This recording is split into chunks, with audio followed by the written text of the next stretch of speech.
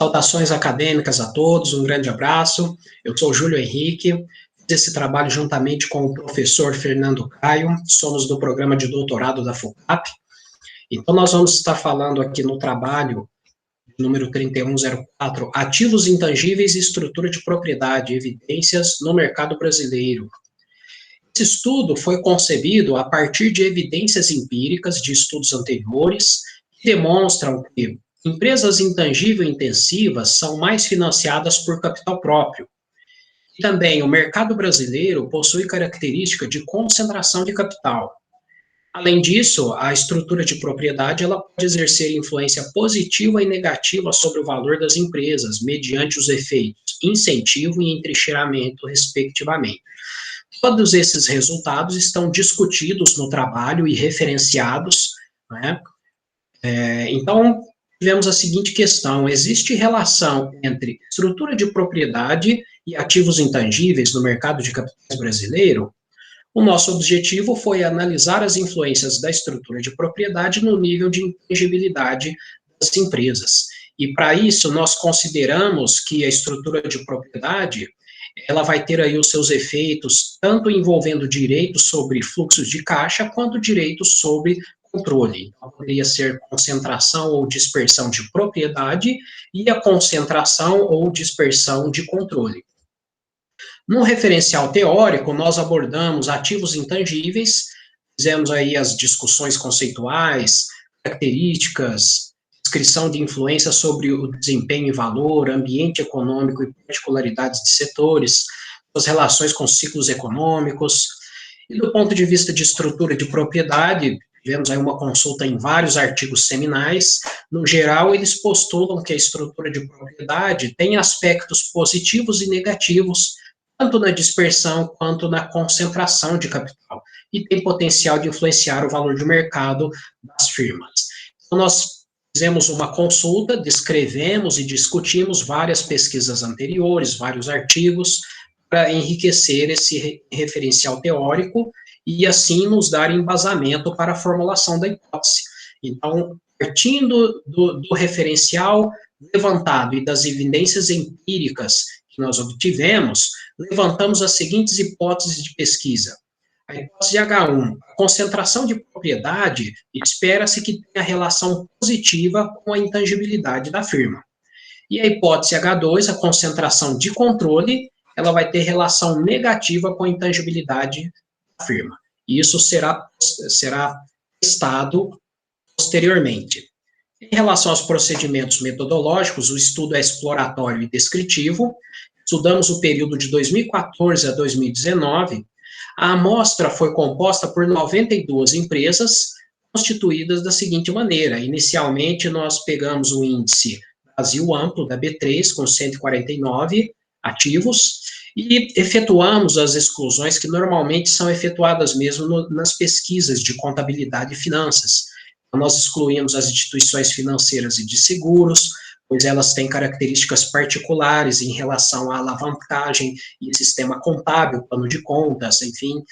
As empresas que não tinham capital listado no período, e também empresas com dados omissos ou patrimônio líquido negativo. Finalizamos a amostra com 92 empresas.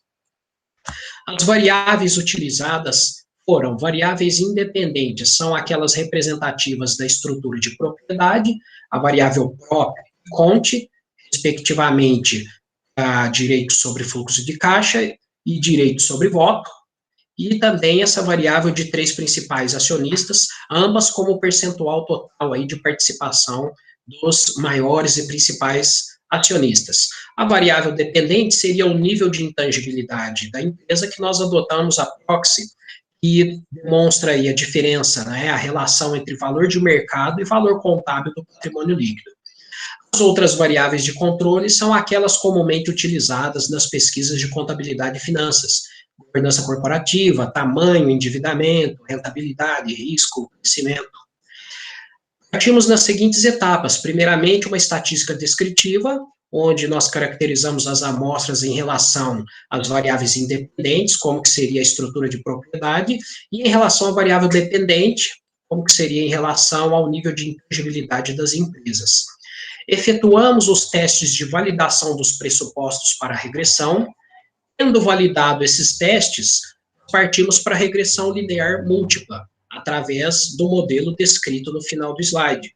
Então, nesse modelo descrito, nós desenvolvemos a regressão no sentido de analisar a influência de todas essas variáveis sobre o nível de intangibilidade.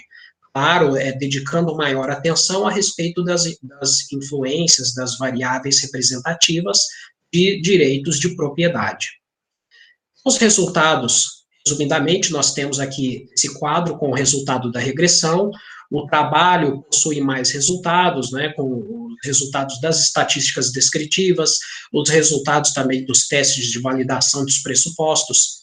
Os resultados aqui da regressão, resumidamente, nos indicam o seguinte: notoriamente, é possível observar aqui a forte participação das variáveis de propriedade e controle.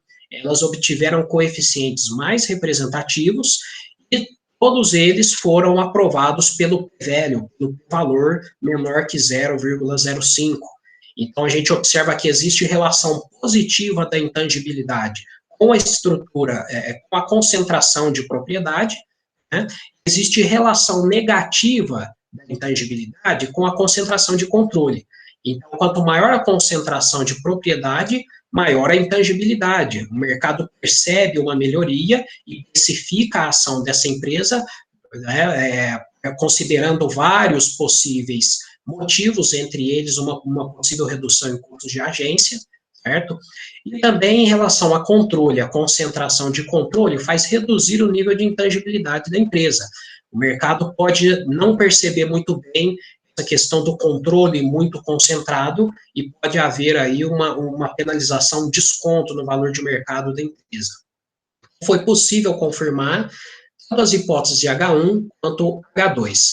Também chamamos atenção para as variáveis endividamento e rentabilidade, que foram aquelas que obtiveram uma maior significância estatística, ambas aprovadas aí pelo velho. Então, a gente tem relação negativa com o endividamento e relação positiva com rentabilidade. Essas relações também corroboram uma série de pesquisas anteriores que já demonstravam esse referido comportamento. Então, a gente pode dizer as principais conclusões, né, em relação à variável POP. A relação é positiva com a intangibilidade. O efeito incentivo, ele gera aumento na intangibilidade da firma.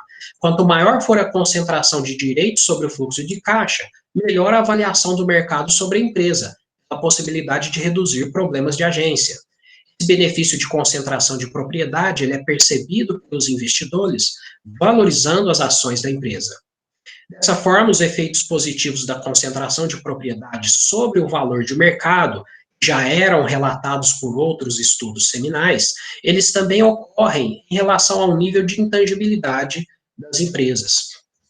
Em relação à variável CONT, a relação negativa com a intangibilidade, o efeito entrincheiramento gera redução na intangibilidade.